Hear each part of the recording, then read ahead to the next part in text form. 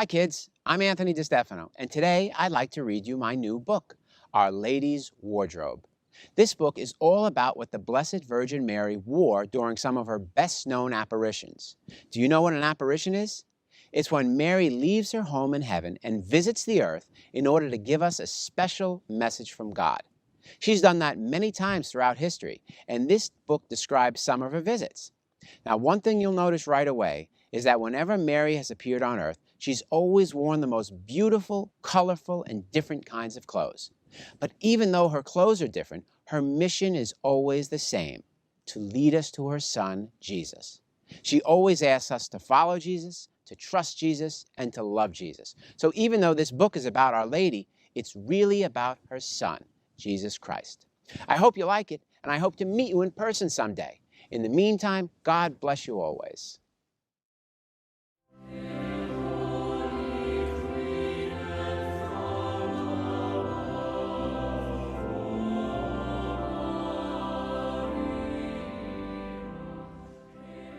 Our Lady's Wardrobe by Anthony Destefano. Illustrated by Juliana Kolesova. Read by the author. Our Lady leads us to the Lord. That's what she's always done. She gave us Jesus Christ the King, God's one and only Son. But when Our Lady lived on earth, humble, meek, and poor, all her clothes could fit inside a tiny little drawer.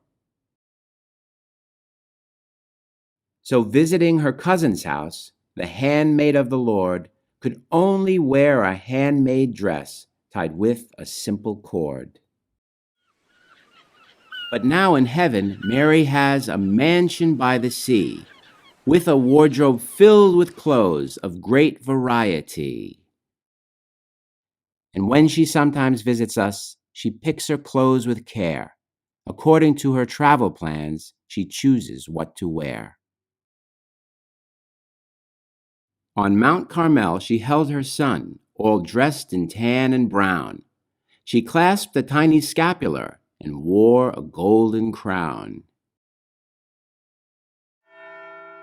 She formed a great community that still exists today of holy monks and holy nuns who serve the poor and pray.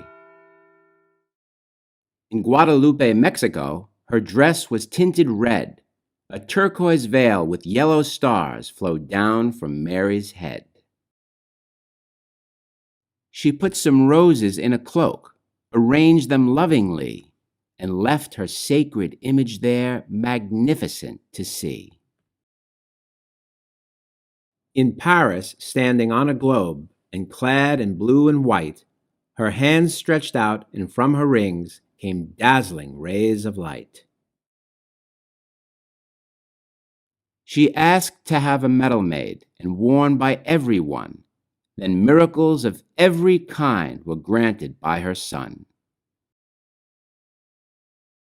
In Ireland, Our Lady dressed in shades of white and green to show that she would always be the Emerald Isle's queen. She stood in silence in the night and uttered not a word. The howling wind and falling rain were all that could be heard. She wore for little Bernadette, a French girl pure and sweet, a frilly veil, a long blue sash, and roses on her feet. She came from out a grotto, and the little French girl kneeled. Then Mary made a fountain spring where all the sick were healed. In Fatima, Our Lady stood upon a holly tree. She dressed in white like crystal light and held a rosary. She then performed a miracle well known in history. The sun came down and spun around and danced for all to see. No matter what Our Lady does and where Our Lady goes, she always takes the time to wear the most amazing clothes. Her clothes are proof that heaven is a truly wondrous place, a land of beauty, life, and love, and joy, and truth, and grace. The Queen of Angels smiles now from heaven up above. Her face is so delightful, and her heart so full of love. She stands there shining like the sun, in robes of blue and red. A crown of 12 bright sparkling stars she wears upon her head. O Mary, Queen Immaculate, please help us love your Son. Please help us trust and serve him till our life on earth is done.